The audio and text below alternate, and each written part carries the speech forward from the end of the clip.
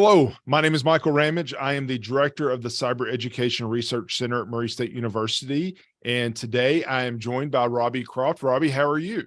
Doing well, thank you. Well, let me Glad just to be get here. into it and start with the question. So share a little bit about who you are and what you do. My name is Robby Croft. I'm actually a local Kentuckian, live up the road from Murray State, and I've been very fortunate to get into the cybersecurity field about 20 years ago. I started in the Murray State's TSM program when it was getting started. I'm currently a business information security officer for Humana. And a lot of people know Humana is a local company to Kentucky or maybe regional, but they're one of the largest companies in the United States. In my role as a BSO, I function more like a chief security officer for my business segment. So I handle everything from bringing on new vendors, handling security attacks, making sure that we are protecting a person's data, keeping them from getting their information stolen. That's kind of my day-to-day and what I do. That's interesting. So you didn't come into that role, and you mentioned you've had 20 years of a career. Share a little bit with us about that career journey. So whenever I was graduating Murray State, for undergraduate, I was pretty burned out with telecom because we just went through the 2000 bubble burst. Wasn't a lot of jobs out there.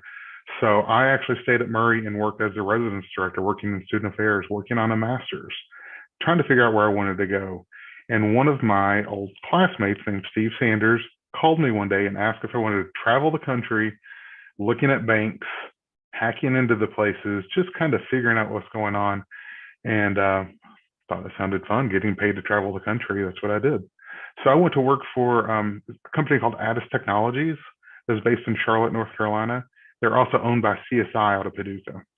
I started there doing penetration testing. I also did security work, looking at physical security policies, environmental security, just helping banks overall with their security posture and making sure they're ready for exams.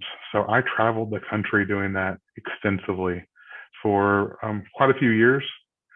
And throughout that time, started building, I'll just say, a repertoire of knowledge on all things security related, thanks to Steve and the other TSM graduates like Tyler Leet, a bunch of local names people know.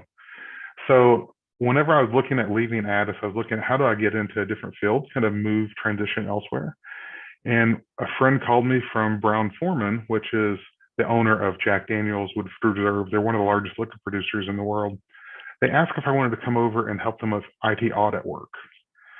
So I thought that sounded fun. I didn't know much about it. And I worked with Brown-Forman for a couple of years, helping design IT control testing, access controls, all the things I'd learned with Addis Technologies, I kind of reinvented or put into my Brown-Forman work, making sure that worked. So I did that for a few years.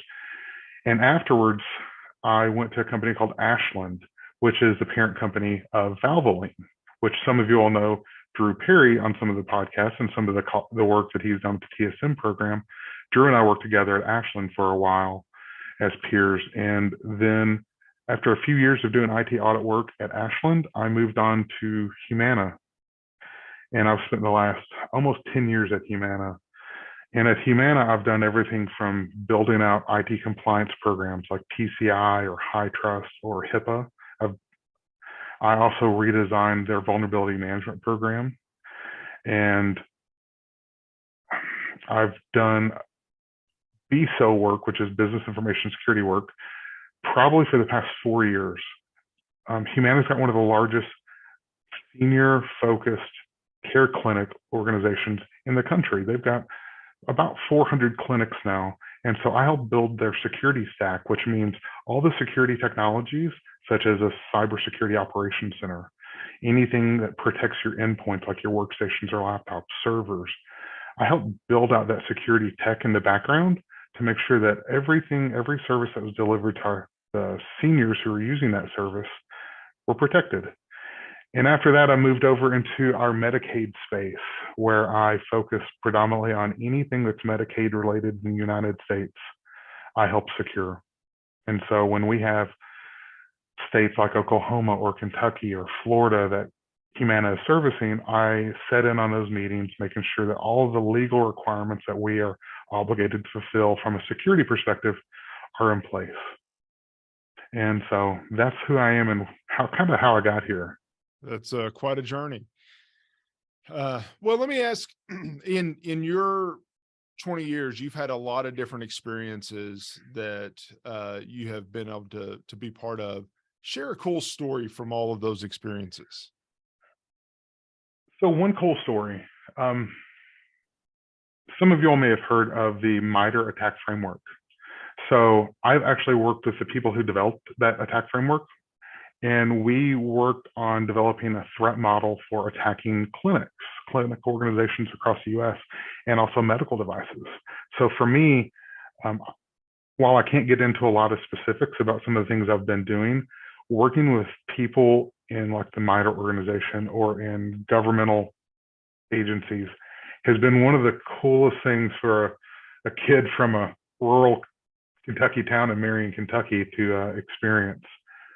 Something else cybersecurity has allowed me to do on a personal level is I've been able to travel the world for work, and being a remote employee, I get to work from home, have for almost 20 years.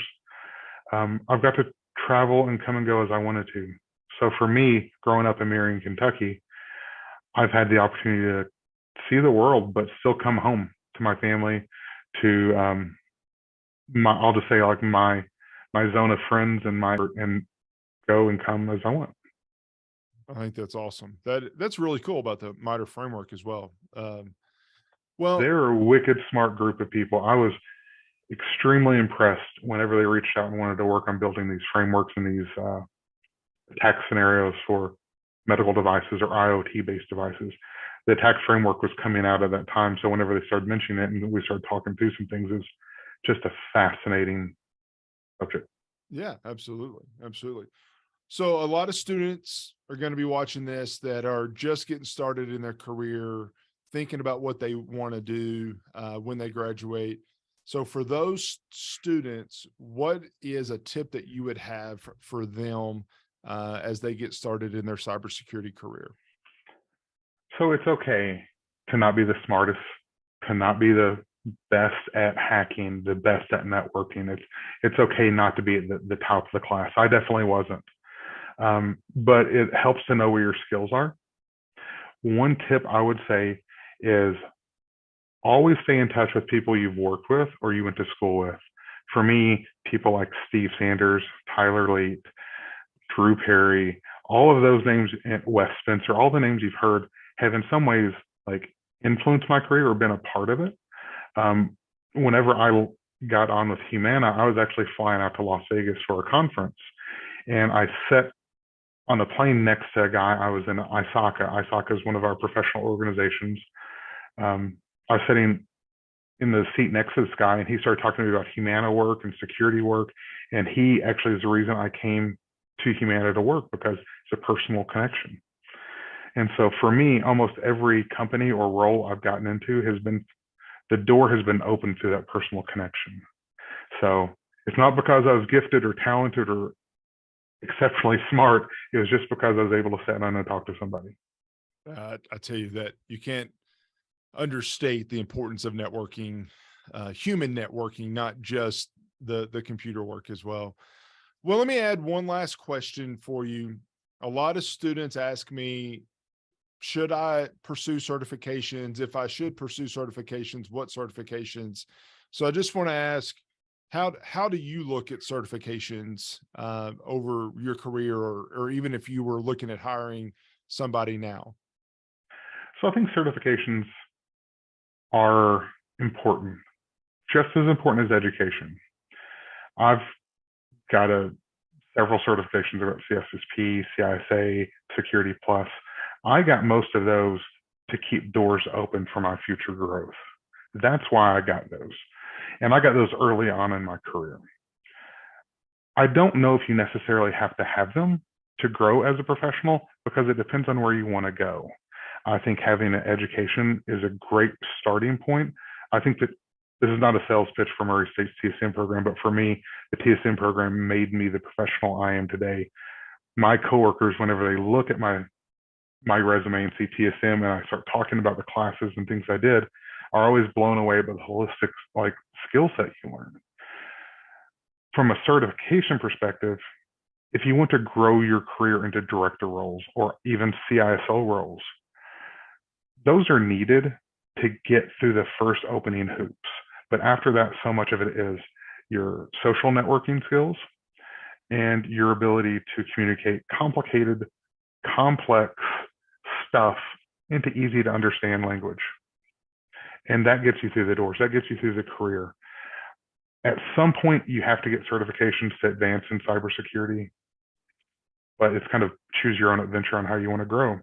And right now, I think cloud-based certifications are the next 5 to 10 years of security learning in addition to your CISSP. Actually, I think that's absolutely right. I think that's very well said, and very good suggestions on certifications. Well, I'll stop there. I guess before I stop, let me just say any closing comments, anything else that you want to add? I would say the last piece I'd add is most of the people that go into the security field or IT field are a little bit more introverted. And that's the hardest bridge to overcome. In my entire career, that's the hardest piece to overcome. So when you get the chance, just sit down and introduce yourself to somebody. Go to conferences where you might not know somebody and say, hey, I'm Robby Croft, I'm so-and-so. Just introduce yourself. Say you're here for whatever. And people in our field are so welcoming. If you're a little bit different, if you're a little uncomfortable, people still embrace that, which is fantastic. There are a bunch of free conferences you can go to. Look at B-Sides. B-Sides are phenomenal content. St. Louis has them. Nashville has them. Cincinnati has them. Local region has them. They're fantastic to learn about, especially for entry-level professionals. So I'd say to sum that one up, it's don't be afraid to introduce yourself and talk to people. Get out from behind the computer for a minute. Absolutely. And that's hard to do sometimes. Well, just let me say thank you, Robby, very much for your time today. I really do appreciate it, and enjoy the rest of your day. Thank you.